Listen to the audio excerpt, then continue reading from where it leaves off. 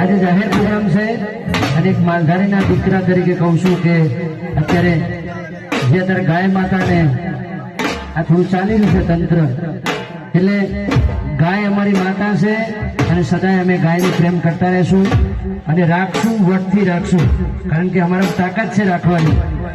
અને બીજું કારણ તો 33 કરોડ દેવોનો વાસ ગાયમાં છે, અમારી માતા છે એટલે રાખવાના છે. એક વખત નહીં, 1000 વખત ગાય રાખવાના છે અને અમારા તાકાત છે એટલે રાખીએ છીએ. એટલે ગાય માટે ગાવું છે. પણ